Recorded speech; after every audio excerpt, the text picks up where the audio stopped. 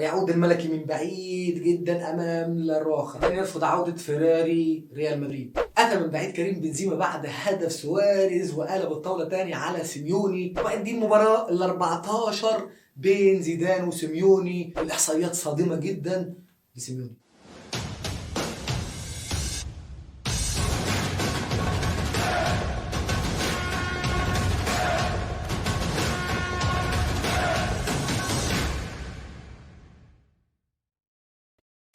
السلام عليكم ورحمه الله وبركاته يا شباب، ازيكم؟ عاملين ايه؟ اخباركم ايه؟ لايك وسبسكرايب. الناس اللي ما بتعملش كومنت يا جماعه اعمل لي كومنت وشير مع اصحابك واديني لايك عشان نوصل باكبر عدد ممكن من المتابعين. مباراة ديربي العاصمة النهارده المدريدية مباراة من العيار الثقيل جدا، مباراة تكتيك عالي جدا. ومين يلعب تكتيك غير سيميوني؟ سيميوني العالمي اللي بيعجبني وبنتمزج من لعبه جدا، بيلعب بتكتيك عالي جدا جدا جدا. ولكن في 3-4 نقط في المباراة ديت زيدان بيتفوق فيهم على سيميوني. زيدان امتلك الملعب من الدقيقة 70 إلى الدقيقة 90 وقدر يجيب هدف التعادل بأقدام كريم بنزيما اللي ما بيشتغلش غير مع زيدان. تقريبا زيدان الوحيد اللي معاه الشفرة بتاعته وبيقدر يفك الشفرة بتاعته. كريم بنزيما وهو الرابع هدافي الدوري الاسباني السنه دي ب 13 هدف. النهارده كان 12 هدف بهدف، النهارده في اتلتيكو مدريد بقى رقم 13. وكذلك سواريز رفع رصيده الى 17 هدف خلف ميسي 19 هدف المتقدم عليهم كلهم ليونيل ميسي البرغوث الارجنتيني. المباراه النهارده كان ليها كذا اتجاه وكان ليها كذا وجه. سيميوني لعب بعقليه زيدان في الشوط الاول وقدر يجيب هدف التقدم لسواريز، هدف ولا اجمل ولا اروع.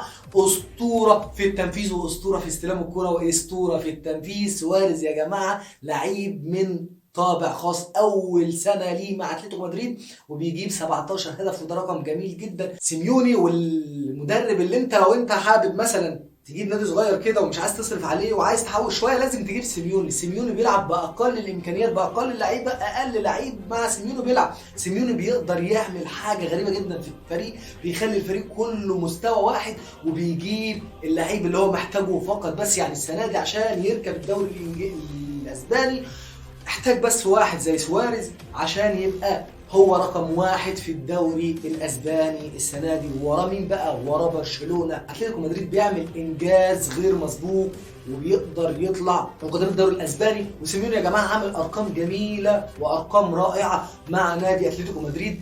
اخذ معاهم 7 بطولات في تاريخه في تولي عهده يعني مع نادي اتلتيكو مدريد. زيدان واللي لا غبار عليه اللي ادى مواسم عملاقه مع ريال مدريد وقدر يحصد 11 بطوله مع ريال مدريد. زيدان النهارده بيفوق لنفسه في الدقيقه 70 وبيرجع الفتى الذهبي لزيدان. من ساعه ما مشي كريستيانو رونالدو واحنا شايفين ثغره كبيره جدا في نادي ريال مدريد، والنادي ريال مدريد لازم يعالجها. نادي ريال مدريد اللي كان طول عمره بيعتمد على الخلطه الجاهزه، دايما بيحب يجيب اللعيب الجاهز. مفيش لعيب في ريال مدريد كان ابن ريال مدريد في العصر الذهبي لريال مدريد من اول سالجادو وديدا الى رونالدو، مفيش فيهم واحد ابن ريال مدريد ومفيش واحد فيهم كان نص لعيب. كان دايما ريال مدريد بيجيب اللعيبه الجاهزه اللي بيتخلى عن الموضوع دوت وبيحاول بيريز يحوش شويه، والتحويش ده بيكون على حساب البطولات اللي زيدان بيحارب في نفسه بيقاتل في نفسه.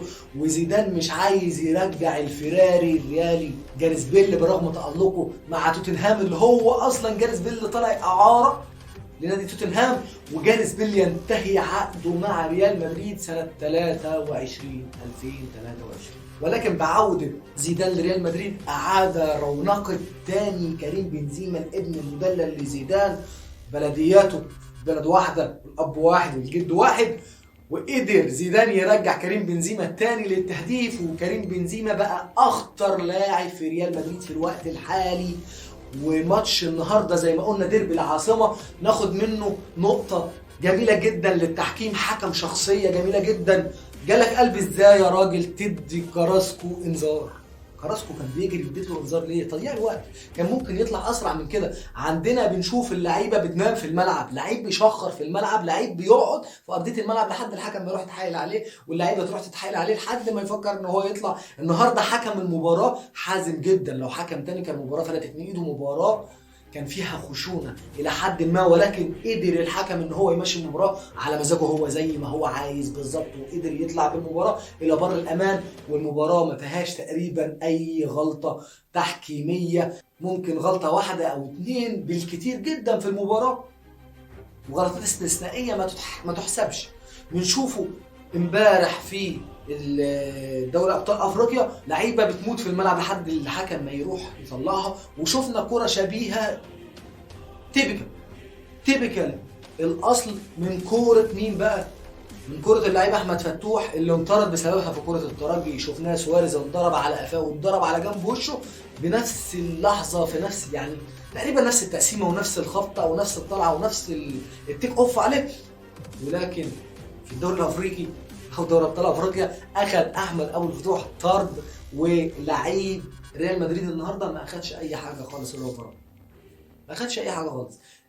قمة تحكيمية جميلة. افريقيا يا جماعة لازم تتفرج على التحكيم ديت بالجيد، لازم يتفرج، لازم كده يحط العدسة كده ويتفرج ويتعلم. مش عيب انك تتعلم من التحكيم دوت.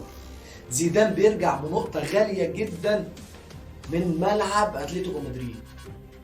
النقطة ديت هتبقى مسار تحول في المركز الثاني على الاقل دلوقتي لريال مدريد. ريال مدريد اللي بقاله سنة بيعاني من سوء النتائج. ولكن في خبر جميل جدا للمدريديين، ديفيد ألابا تقريبا شبه انهوا صفقته مع ريال مدريد.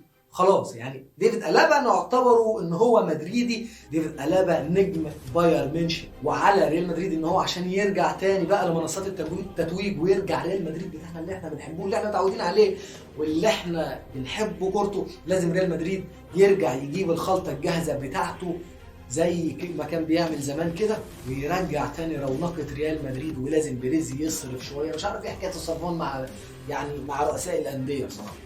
لازم بيريز يصرف شويه عشان يجيب لعيبه علشان يرجع بريال مدريد تاني لمنصات التتويج المحليه والاوروبيه. عليه ان هو يعمل كده، ما يجيبش اشباه لاعبين. نشوف لاعبين زي، مع احترامي، مندي مش اللعيب بتاع ريال مدريد. ريال مدريد لازم يجيب لعيبه توب ليفل الوحش. كان زمان مش اي واحد يروح ريال مدريد. كان يقول لك انت رايح ريال مدريد يعني انت بتلعب في ريال مدريد، لانه كان بيبقى لعيب من طراز خاص، لعيب يعني مفيش غبار عليه، ما تقدرش تطلع فيه غلطه.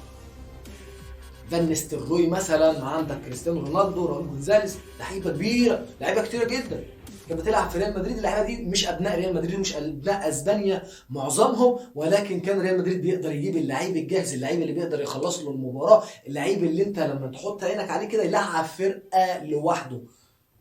كانت حلقه النهارده. نشكر كل الناس اللي كانت متابعانا. لايك وسبسكرايب وكومنت، هرد عليه في كل الكومنتات زي ما عودتكم، والشير مع اصدقاء كده عشان نوصل باكبر عدد ممكن من الجمهور.